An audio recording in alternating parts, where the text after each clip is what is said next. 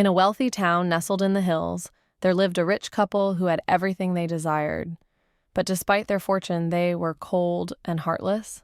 One day, a poor orphan boy, on the brink of tears and trembling with hunger, approached their mansion. The couple sent him away, not wanting their dinner disturbed. The boy walked away in despair, unknowingly the surviving heir to a neighboring kingdom's throne. Years passed, and the rich couple's wealth grew. They threw lavish parties, caring little for the townspeople's gossip. Then, one evening, the couple hosted a grand ball, inviting all the town's most influential people. The mansion was aglow with lanterns, gold cutlery adorned the table, and lively music filled the air. As the couple mingled with their guests, a handsome stranger in fine clothes entered the ballroom. The couple recognized him as a duke from a neighboring kingdom, a close ally of their town. Eager to impress, the husband gushed, but the duke was not impressed. "Your Grace," he said sternly, "I have come to deliver grave news. Our kingdom's throne has been usurped by a ruthless tyrant. The rightful heir, our beloved prince, was believed to have been killed in the coup," the duke continued gravely. The rich couple's expressions hardened, their lavish display of wealth forgotten in the wake of such terrible news. "But, Your Grace, what does this have to do with us?" the husband asked, a tremor in his voice. The duke's gaze was piercing as he replied, "Everything. For you see, the rightful heir, our beloved prince, was not killed in the coup. The prince was smuggled out of the palace by loyal servants, but his whereabouts have remained a mystery. Until now." The duke's voice was low and commanding, and the rich couple knew something was amiss. "Do you recall a poor orphan boy who approached your mansion years ago?" the duke asked.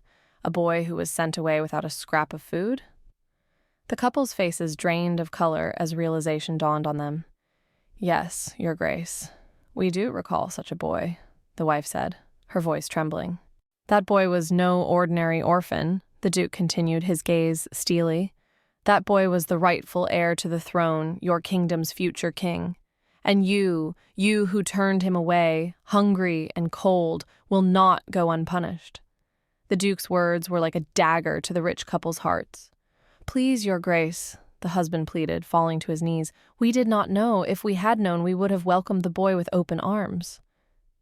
But the duke was unmoved. "There is no forgiveness for your actions," the duke said, his voice firm. "You have committed a grave injustice, and you will be brought before the court to face trial for your crimes." As the duke spoke, the ballroom fell silent. The rich couple was led away, surrounded by guards, and the guests looked on in horror. In the weeks that followed, the rich couple was stripped of their wealth, their lands confiscated, and they were sentenced to a lifetime of servitude. The rightful heir to the throne, the once orphan boy, was crowned king and ruled with wisdom and compassion.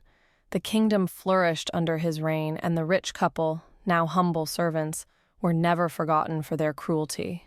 Their story was told throughout the land as a reminder of the dangers of greed and selfishness, and the importance of treating all with kindness and compassion. And though they had once been rich in material possessions, the rich couple learned the true cost of their cruelty and found themselves truly wealthy in humility and remorse. Years passed, and the rich couple grew old working in the king's kitchens. They often remembered the day they turned the young boy away and regretted their actions deeply. One day, while the king was hosting a banquet, the old couple approached him timidly. "Your Majesty, we have come to beg forgiveness for our past misdeeds," they said, bowing low. The king, remembering their cruelty from his childhood, remained silent for a moment. But then, he smiled gently.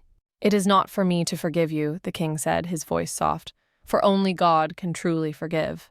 But I see that you have learned from your mistakes and that you have changed. Your humility is a lesson to us all." The king's words filled the couple with hope, and they wept with joy. From that day on, the rich couple worked in the king's kitchens with pride and humility, serving the people of the kingdom with kindness and compassion. And though they would never regain their wealth or status, they were content, knowing that they had found true riches within themselves. And so the tale of the rich couple and the orphan prince became a legend, passed down through the generations. People spoke of the lesson it taught, of the power of compassion, and the importance of treating all with kindness, no matter their station in life. As the years went by, the rich couple passed away and were buried in the kingdom's cemetery. And on their gravestones, the king himself had carved the words, "Here lie two souls who were once rich in gold, but found true wealth in humility." And so the story ends, but its lesson echoes still, a reminder of the choices we make and the power of compassion. For in the end, it is not what we have, but what we give that truly defines us. And though the rich couple's story may have ended in humble servitude, their legacy lives on in the hearts of those who hear it. A reminder that no matter how far we may fall, redemption is always within reach. And though the story of the rich couple and the orphan prince is one that may never be forgotten, it is not the only tale of its kind. For throughout history, there have been many who have found themselves on the wrong side of fortune, only to learn the true meaning of humility and compassion. These stories, passed down from generation to generation, serve as reminders that wealth and status are fleeting, but the choices we make can last a lifetime. And in that, we find our true riches, in the lessons we learn, and the love and kindness we share. And so as we go about our lives, let us remember the story of the rich couple and the orphan prince. Let us carry their lesson with us, a reminder to treat all with kindness and compassion, no matter their station in life. For who knows when we may find ourselves in need of such kindness, or when we may have the chance to offer it to another. And when we do, let us embrace it with open arms, knowing that in doing so, we are truly wealthy indeed.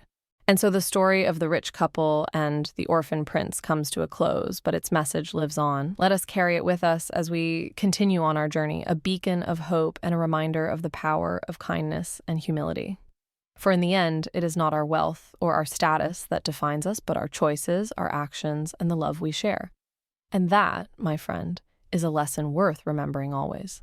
And as we close the chapter on this tale, let us not forget the true heart of the story, that in the end, we are all human, and we all deserve to be treated with kindness, regardless of our wealth or status. So let us be like the king in the story, quick to forgive and slow to judge, for that is the path to true riches. And let us remember the wisdom of the old saying, "Be kind, for everyone you meet is fighting a battle you know nothing about." And with that, dear friend, we must bid farewell to this tale, but not to the lessons it has taught us. May we carry its message with us always, and may we remember, in the words of the great philosopher Aristotle, we are what we repeatedly do. Excellence, then, is not an act, but a habit. So let us strive for excellence in all we do, and let us make kindness our habit. For in the end, that is the greatest treasure of all.